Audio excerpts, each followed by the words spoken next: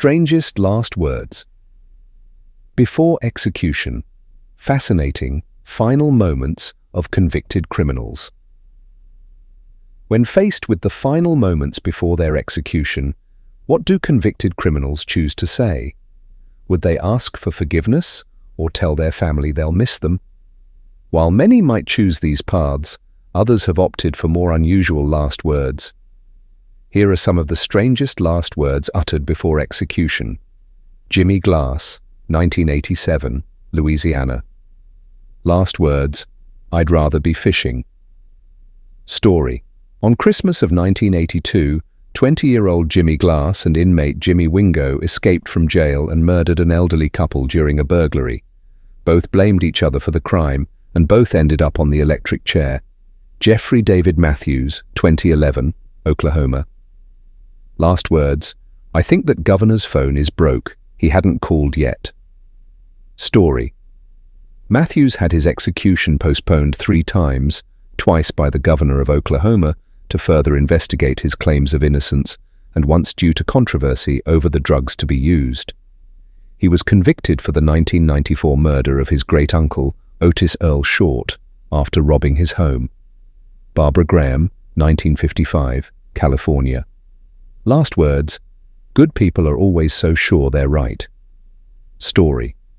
After a troubled childhood and several failed marriages, Graham turned to prostitution and later teamed up with criminals to rob a widow.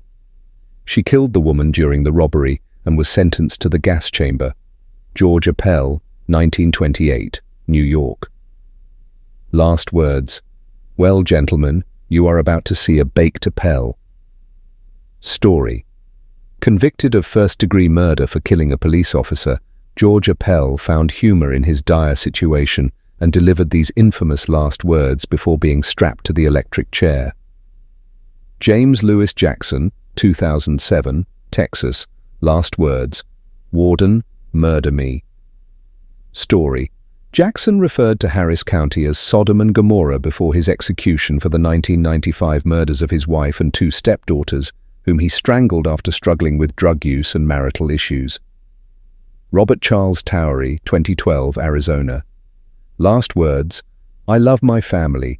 Potato, potato, potato." Story.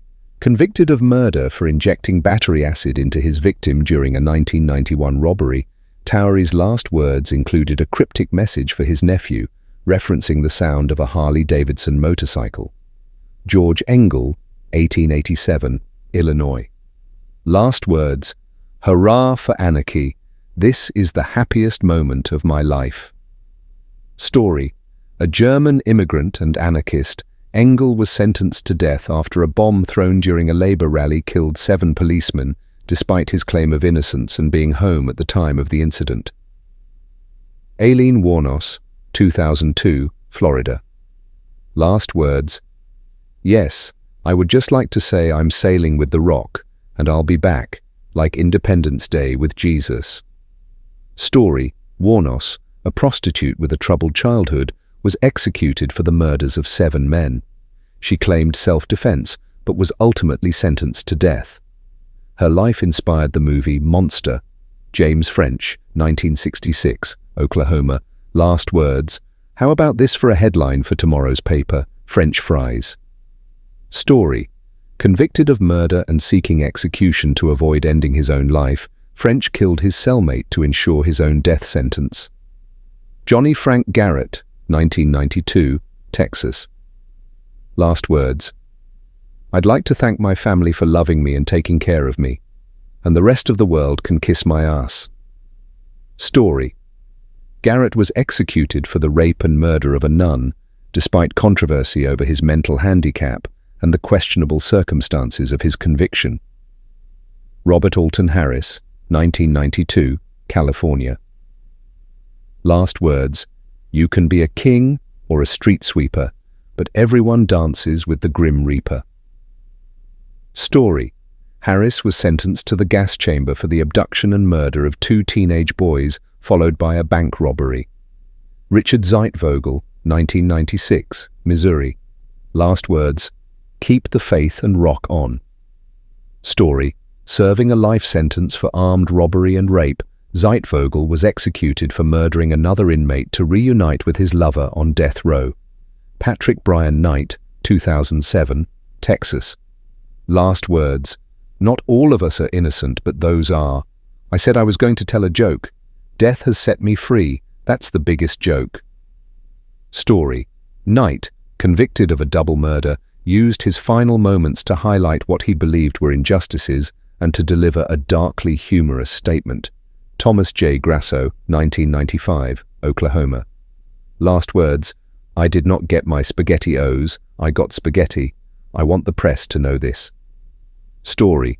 Grasso, sentenced to death for 2 murders, expressed disappointment over his last meal mix-up before his execution. Grover Cleveland Redding, 1921, Illinois. Last words. I have something to say, but not at this time. Story. Redding, who believed he was the Prince of Abyssinia, was executed for inciting a riot. His enigmatic last words left everyone in suspense. These final statements, ranging from defiant to humorous to poignant, offer a glimpse into the minds of individuals facing their fate.